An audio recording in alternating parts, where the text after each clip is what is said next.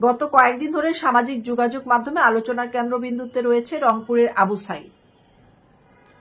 তো বৈষম্য বিরুদ্ধে ছাত্র আন্দোলনে একটি ভিডিও ফুটেজ দেখা যায় তিনি শহীদ হয়েছেন, কিন্তু পরবর্তীতে শহীদ হয়েছেন বলতে ওই যে রাস্তা থেকে যে তুলে নিয়ে গেল সেটাই শহীদ হয়েছেন, কিন্তু পূর্ণ মৃত্যুর যে বিবরণ বা পূর্ণ মৃত্যু হয়ে যাওয়ার পরের ফুটেজ আমরা কেউই দেখিনি, এটা বলা যাবে না।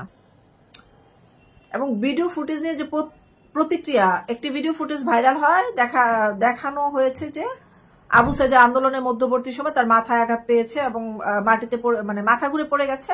বেশ কিছু সংবাদপত্র, টেলিভিশন ভিডিও খবর প্রকাশ করেছে তিনি শহীদ হয়েছেন, কিন্তু পরবর্তী সময় শহীদ হওয়ার পরে তাকে কিন্তু আমরা কেউ আর ক্যামেরার সামনে দেখিনি।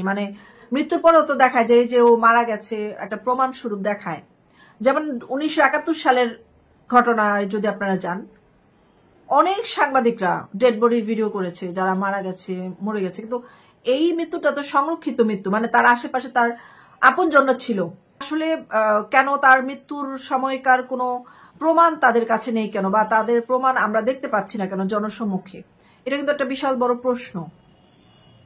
তবে বেশ কিছু সংবাদপত্র, টিভি চ্যানেল এই ভিডিওগুলো যে খবর প্রকাশ করেছে যে তিনি শহীদ হয়েছেন, এই খবরটি ছাত্র আন্দোলন ও তাদের সমর্থকদের ব্যাপক ওদের পজিটিভনেস সৃষ্টি করেছে। প্রকৃত তথ্যটা আসলে জেনে নেই, কিন্তু এর পরপরই কিছুদিনের মধ্যে তিনি নতুন একটা খবর প্রকাশ করেন। একটি খবর প্রকাশ হয়, বিভিন্ন সূত্রে জানা যায় যে আবু সাঈদ বর্তমানে নেদারল্যান্ডে অবস্থান করছেন এবং নিরাপদে রয়েছেন।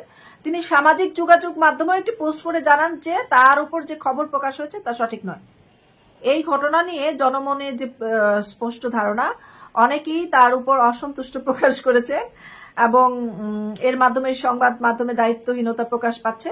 তারা আরো বলেন যে সাংবাদিকদের উচিত সঠিক তথ্য দিয়ে রিপোর্ট প্রকাশ করা। আবু সাঈদ নিজে বলেছেন, আমি খুঁজে দেখবো যে সোশ্যাল মিডিয়া